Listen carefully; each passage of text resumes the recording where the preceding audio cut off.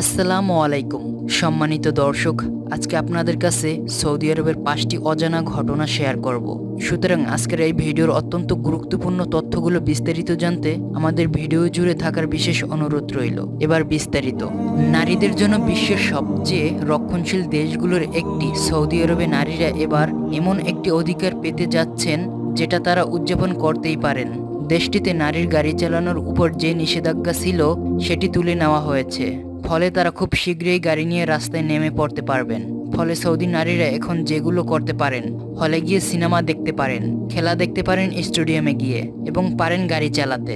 Saudi আরবের সমাজকে আধুনিক করে তুলতে যুবরাজ মোহাম্মদ বিন সালমান যেমন সংস্কারের উদ্যোগ নিয়েছেন, তার অংশ হিসেবেই নারীদেরকে সেসব অধিকার দেওয়া হচ্ছে। কিন্তু সৌদি আরবে নারী হয়ে জন্ম নিয়ে সেখানে বসবাস করা এখনো খুব একটা সহজ কিছু নয়। বিবিসির সাংবাদিক মেগা মোহান তার শৈশবে ছিলেন সৌদি আরবের রাজধানী রিয়াদে। তিনি বলছেন, সে সময় তার মা যখনই স্বামীকে ছাড়া কোথাও যেতে চেয়েছেন, তখনই তাকে তার পিতার কাছ থেকে লিখিতভাবে অনুমতি নিতে হতো। যে 5টি কাজ করতে পারে না সৌদি নারীরা। 1 নম্বরে রয়েছে ব্যাংক অ্যাকাউন্ট খুলতে পারেন না।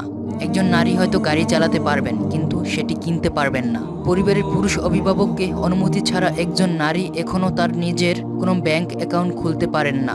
সৌদি আরবে অভিভাবকত্ব সংক্রান্ত ব্যবস্থা আছে, তার কারণেই সেটা করা সম্ভব নয়। এর অর্থ হলো প্রত্যেক নারীর একজন পুরুষ অভিভাবক আছেন, যিনি তার পক্ষ হয়ে গুরুত্বপূর্ণ সব সিদ্ধান্ত গ্রহণ করে থাকেন।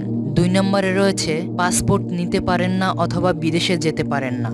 গাড়ি চালিয়ে হয়তো বিমানবন্দর পর্যন্ত যেতে পারবেন, কিন্তু কোনো পুরুষ অভিভাবকের অনুমতি ছাড়া ওই নারী বিমানে উঠতে পারবেন না। 3 নম্বরে রয়েছে বিয়ে করতে কিংবা তালাক দিতে পারেন না। কাউকে বিয়ে করতে চাইলে পুরুষ অভিভাবকের কাছ থেকে এ বিষয়ে অনুমতি নিতে হবে। ওই নারীর 5 বছর বয়সী একজন ছোট ভাইও কিন্তু তার অভিভাবক হতে পারেন।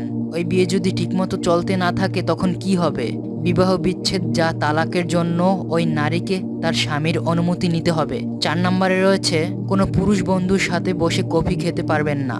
ম্যাকডোনাল্ডস বা স্টারবাকস যে কোনো দোকানেই পরিবার এবং পুরুষদেরকে আলাদা আলাদা জায়গায় বসাতে হবে, আর সকল নারীকে বসতে হবে পরিবারের জন্য নির্ধারিত এলাকায়। যদি সেরকম না হয় তাহলে ওই নারীকে গ্রেপ্তারও করা হতে পারে। 5 নম্বরে রয়েছে যা চাইবেন সেটাই পড়তে পারেন না। কোনো নারী যখন জনসম্মুখে আসবেন তখন তার মুখ ঢাকতে হবে না, কিন্তু শরীর আপাদমস্তক ঢেকে রাখতে হবে। কোনো নারী যদি সমুদ্র সৈকতে বেড়াতে যান, সেখানে বিকিনি পরার কোনো সুযোগ নেই।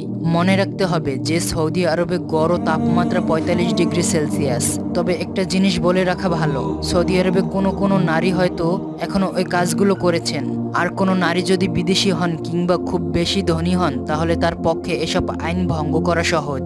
আবার সরকার যদি চায় তাহলে এসব আইন পাল্টে তারা অত্যন্ত কঠোর হতে পারে কড়া শাস্তি দিতে।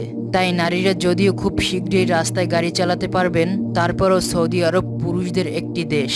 সম্মানিত দর্শক, ভিডিওটি কেমন লাগলো অবশ্যই একটি লাইক দিয়ে কমেন্ট করে জানাবেন, এবং আপনি যদি আমাদের চ্যানেলে নতুন হয়ে থাকেন চ্যানেলটি সাবস্ক্রাইব করে পাশে থাকা বেল আইকনটি প্রেস করে রাখুন। পরবর্তী ভিডিও সবার আগে আপনার কাছে চলে যাবে। সবাই ভালো থাকবেন, সুস্থ থাকবেন। ধন্যবাদ।